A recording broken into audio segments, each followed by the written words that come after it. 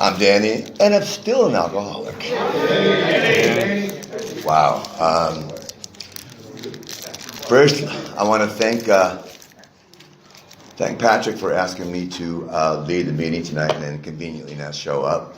You hear it? Yeah, he's sick of that story. But I really want to welcome every new person that's here for the first time. My friends from all over, from Caribbean and from Central America. I mean, this is the beautiful thing about Alcoholics Anonymous. They say there's no strangers in Alcoholics Anonymous, just friends waiting to be met, which is great because I can know that no matter where I've gone, and I've traveled a lot in my recovery only because I was in sobriety. I've gone to meetings all over the world, and it's just amazing. It's just an amazing thing. And happy birthday to Monty. Monty was one of those guys. Monty, is you have the old timers, the guys that you remember really well because you were new, and somehow they gave off something that you wanted, you liked, and they were friendly and they were caring. And I'll never forget that. The Road's End meeting on Monday night in Glendale, and I met you there. And and this is what we do. And of course, I didn't realize it when I was new that this is what we do, because I didn't really want any of this. It's funny. I was my parents. Well, my mom lives up the street, and before this meeting, I always go to visit, and my sister's there, and my nephew, one of my nephews who is attending my alma mater, University of California, Berkeley, is down for Thanksgiving holiday. And he was there, and I was talking to him, and as I was talking to him, I remembered when I was at Berkeley, and I'd come down for Thanksgiving Wednesday nights. It was on Wednesday night. Yeah, you wouldn't find me at an AA meeting, that's for sure. You'd find me at a bar, for starters. The Sunset Club over there, and and then that was just started, and then the holiday would be just go by in a flash. I'd miss Thanksgiving dinner, right? I would miss Black Friday. I would be at some motel, with all my stuff, with all my party favors, And I remember coming home just in time to be driven to the airport to get back to Berkeley. I remember that look. That look that we're given, that our loved ones always give us. That look of disgust, of anger. Right? And I was such a son of a bitch. My mom, my dad gave me that look, and I'm like, hey, what? Come on. Hey, I'm doing really good. I'm getting straight A's. I'm in Cal. I study hard, I work hard, so I should be able to party hard, not realizing that I was a tornado in their lives, I was just tearing them apart because I was too selfish and too self-centered to realize otherwise, and I spent my parents aren't alcoholics. I mean, alcoholism is in the family, but my parents are from South America, and I grew up separated from cousins and uncles who were known to drink, but that's part of the culture. But, for years I couldn't understand why somehow when I took that first drink, why I was drinking for the effect. And then after that first drink, something would click in my brain and I couldn't stop. It was like Lay's potato chips. You just can't stop at one. And then those times when I wasn't drinking or drugging, I just could not stop thinking about the next time I was going to get loaded. And I look back, I know now, I was completely uncomfortable in my own skin, and that was the only relief I was getting. But I thought everybody drank like that. I really did. I thought everybody drank like that. I remember when I was 26 years old, I had moved out here. My family moved out from Chicago, and, I thought, I'm going to have a fresh start because, things weren't that bad, but I figured, let me take life by the balls and do something with my life, you know. And I remember I promised myself that I was going to come here and start new, start fresh, you know. Don't get caught up with the people that always, you know, like to party like me. And of course, as soon as I got here, within a day, 2 days, I met my people, and it was on. And I remember at 26 years old, you know, all my friends who I was partying with, somehow they had left the party, and now they were like going to school, getting careers, you know, having families, buying, so all that normal shit that somehow was eluding me, right? And I remember, I'm like, fuck, what's going on with me? What's going on with me? Why can't I get my shit together? And this is back in 1987, pre-Google, so I had to look into Yellow Pages, and I found this Indian psychiatrist in Pasadena, and I need an explanation. I need a solution. I needed somebody to tell me what was going on with my life. What was wrong? I was in the state of arrested development. I didn't know what to do about it. Somehow, this guy, within 5 minutes of meeting with him, had me convinced that I need to do a 30-day drug and alcohol rehab at Los Encinas. I'm like, what the fuck? But back then I was a wannabe rock and roll musician, and back in the 80s, a lot of rock and roll bands were like going to rehab. So I figured, yeah, I'll go to this rehab. Most likely I meet up with, like, you know, Aerosmith or something and go on the road with them. So I actually felt like a good idea. It was a good idea. You know, but of course, I, you know, drive home, come, you know, living with my parents, and I fling open the door very dramatically. Mom, Dad, I just met with a psychiatrist. And you know what? He told me I needed to do a drug and rehab, an alcohol rehab for 30 days, you know. And I expected my mother just to start crying. And you know, and what I got was like, duh.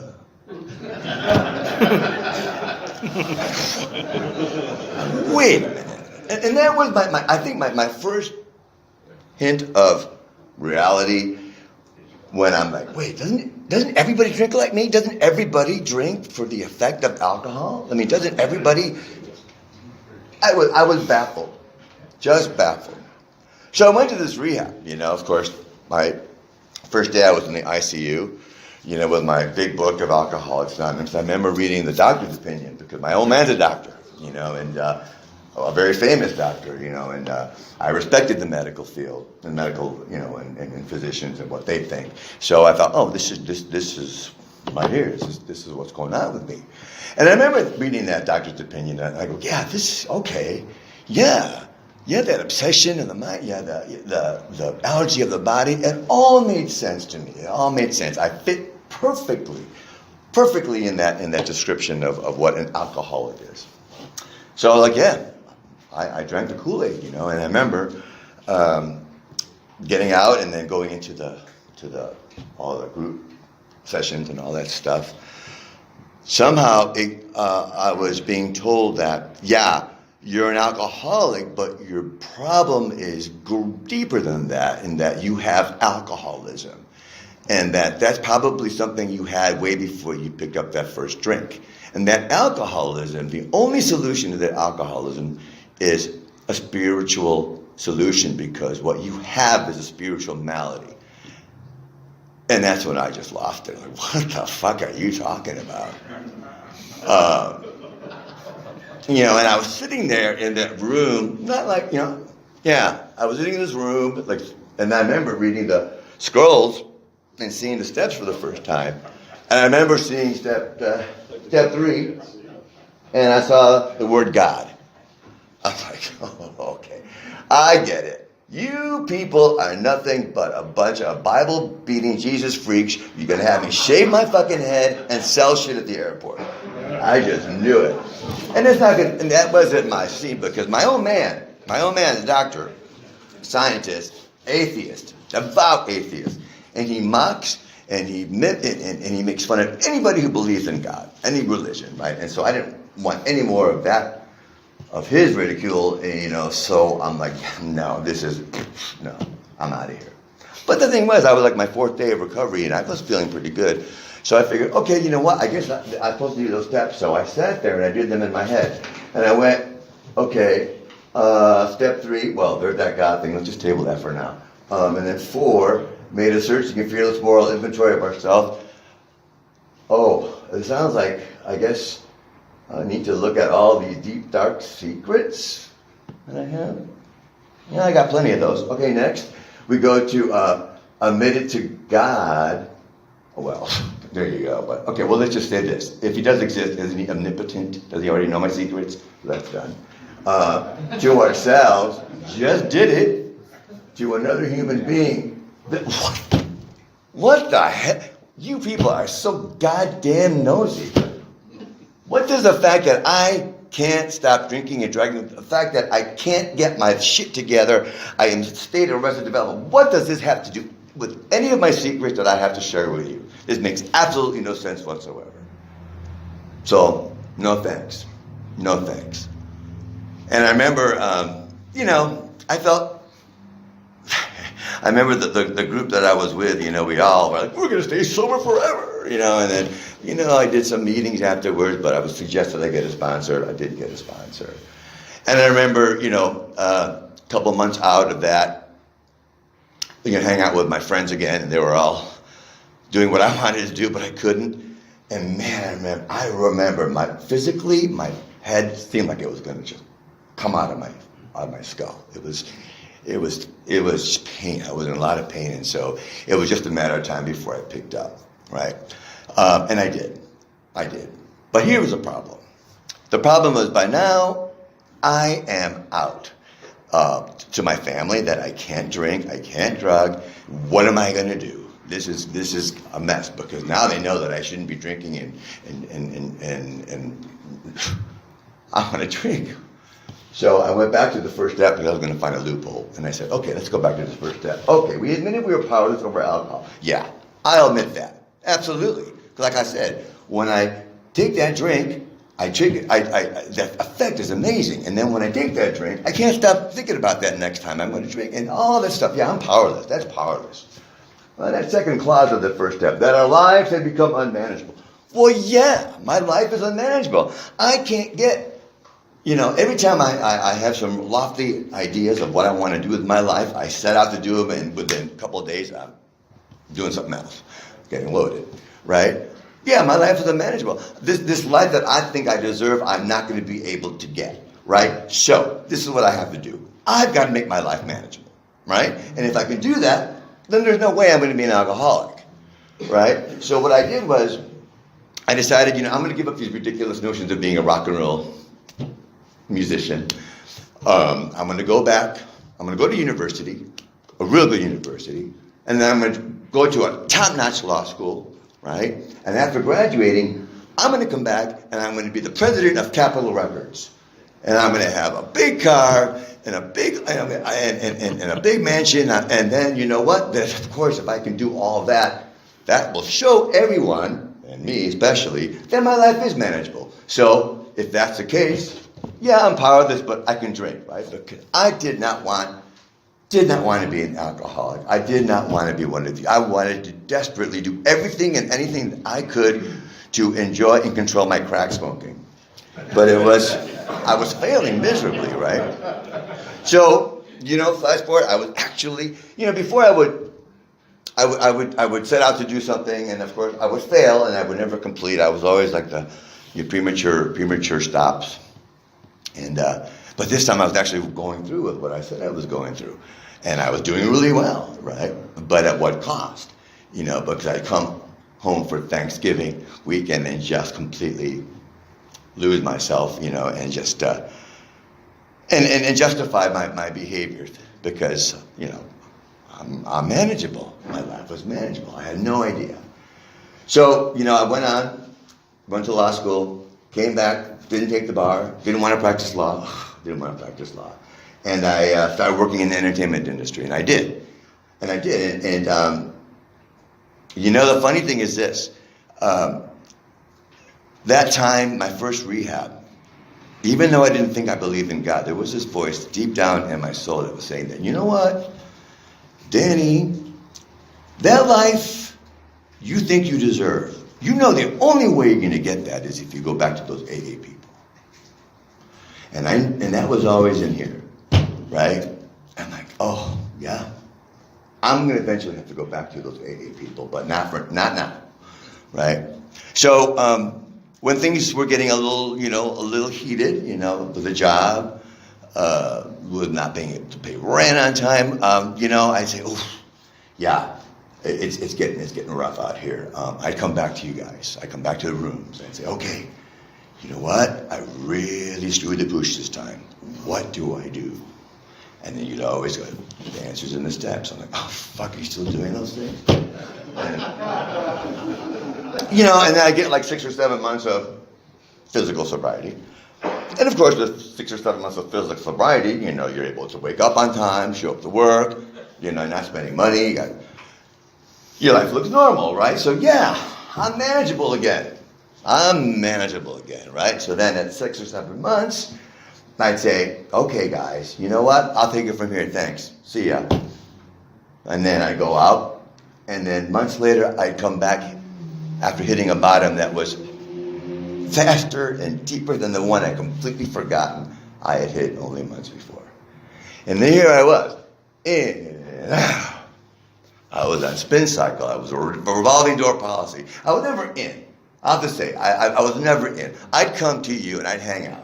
I wanted to get this wonderful. You know what? This is the fucked up thing was that I believe this was working in your. I mean, your faces were telling me that, yeah, your life is amazing. Your smiles, your teeth. You're like, oh yeah, my life is amazing. I would hear these incredible stories of when I go to speaker meetings of people that were living by dumpsters, eating pizza off the ground. And they get sober, they go back to school, then they become the CEOs of Fortune 500 companies, and like, oh my God, what an amazing story of recuperation and a turnaround, right? We all like that. And then they would always say, like what Monty said, don't leave. You may be only 5 minutes from the miracle, right? And so I would sit there when I would hear that, and what I was hearing is like, don't leave, because in 5 minutes, you might get all this shit, right? Because the miracle for me was getting the stuff that I thought I deserved, like the big job, the big stuff, everything that I couldn't get, the things that I was losing, never acquiring. And so I would sit there and look at my watch, 5 minutes. Okay, where is it? But anyway, so here I was, just this constant state of just damaging myself, so much so that finally on November 10th, 2006, I was given this amazing gift of desperation like I had never, ever, ever had in all those times. That was it. I always, no matter how bad things would get, I always relied on my parents to rescue me. And I didn't want them to know anything about Al-Anon, right? Because I wanted to make sure they were my safety net, right? And they were, and I just kept, I was like, they was, okay, you can live here, but you can't drink. Okay. And, but no matter how bad it would get, they were always there to rescue me. But not this time. I don't know what the hell happened. They got struck with Al-Anon or something, but they were like, I was done. The people that I thought I would rely on to get me out of that mess, which was I was facing homelessness. I mean, that was it. I was financially bankrupt. I was emotionally bankrupt, spiritually, physically bankrupt. And I had never felt such desolation, and I never felt so destitute and so alone and so scared about. I never felt that way to the depths of my core, and I didn't know what to do. What I wanted to do was kill myself, because there was just no fucking way I can do homeless. I mean, look at me. And I just, I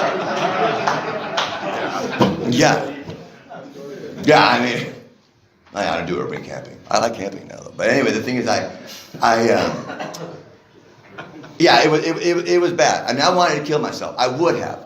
Because it made sense, right? Because nothing, at that point, there was nothing to hang on to, right? But yet, one more time, thank God, I was given one more chance. Go to this rehab in Glendale, right? I'm like, oh, okay. I know. I'll just go to AA. No. Go to this rehab. right? And it was the best thing I did because at that rehab, they brought 12-step meetings every day, and it was intense. From 7 in the morning, process group, meeting, and it was like that. And, it was great because I was unemployable, right? And so for my first 2 years, 2 years of my recovery, I was just doing nothing but meetings, right? Just doing meetings. I got a sponsor. I started doing the steps. I did the work. And I was as honest and as thorough as I possibly could. And even with that, I had reservations. I thought, well, you know what? I know this works for you, but I really don't think it's going to work for me. But let's just see, right? I'll go ahead and do all this work you're asking me to do.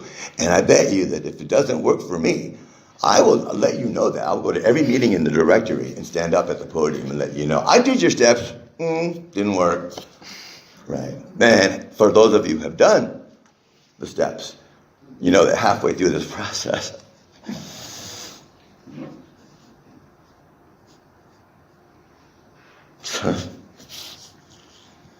it was like the miracles just started kicking in. For the first time, wasn't thinking about getting loaded. I wasn't thinking about drinking. That wasn't my first thought. That was amazing because physical sobriety must come first. Right? And then I was on this journey of doing everything and then seeing that, some of the immediate gifts I was getting is this.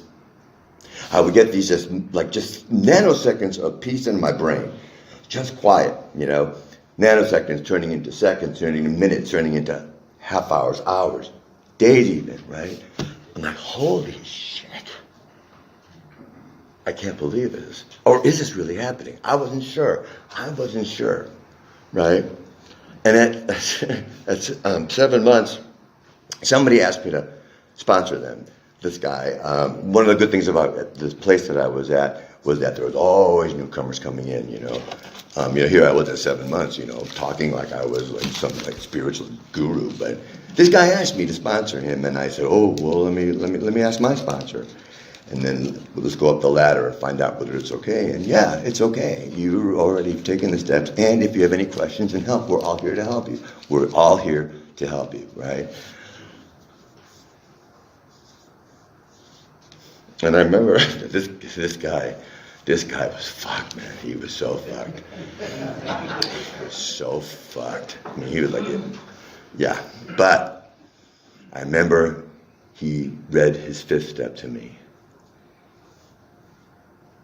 And I saw this clarity, this light come on in his eyes. That was just palpable, undeniable, irrefutable evidence that this was working, right? That there was a God in our midst at that very moment. And luckily for me, the next 3 gentlemen that asked me to sponsor them, all of them I was able to take through the steps, and all of them are still they're still sober and they're helping countless others, right? Now, I've had many men after that ask me, more men than I can even remember, who've asked me to sponsor them, and of course, most of them I don't hear from them. I'm hoping that they're okay. I'm hoping that they're someplace sober. I don't know, but I do know that God, at that moment, whatever reservation I had, God said, look, I'm going to show you, son of a bitch, that this is working, right? You're going to see this. And it was undeniable. It was undeniable, right? And so I'm very blessed for that reason. I probably rambling. Oh, hell yeah. Okay, I'm just super grateful. I'm very grateful for being part of this group, especially. This is like my home group, one of them, but my main home group. And, I just want to open it up to, in fact, we're in November, and it's Gratitude Month, so I want to talk about gratitude. I know that an old-timer, when I first got sober, said, the quickest way to God is to get into gratitude. I'm like, what? Didn't understand what he was talking about, but it's true. I mean, I can change my attitude, which is usually fucked, can get fucked and get derailed quite easily, like it did yesterday. I mean, I try not to be an asshole. I try not to exhibit old behavior, but old behavior ain't old if you're still doing it. My father passed away a few months ago, and I'm dealing with the estate lawyer, who's like, for some reason, I'm his guy now, and I think he should probably retire. But the thing is, he's asking me to do this, and I don't know. The thing is that I call my mother and my sister asking for this information, and my mom's like, well, you're not doing anything. And I lost it. I lost it. My 88-year-old mother, who just had total knee surgery a few weeks ago, I lost it. Because of a goddamn lawyer. I hate lawyers. The thing is, but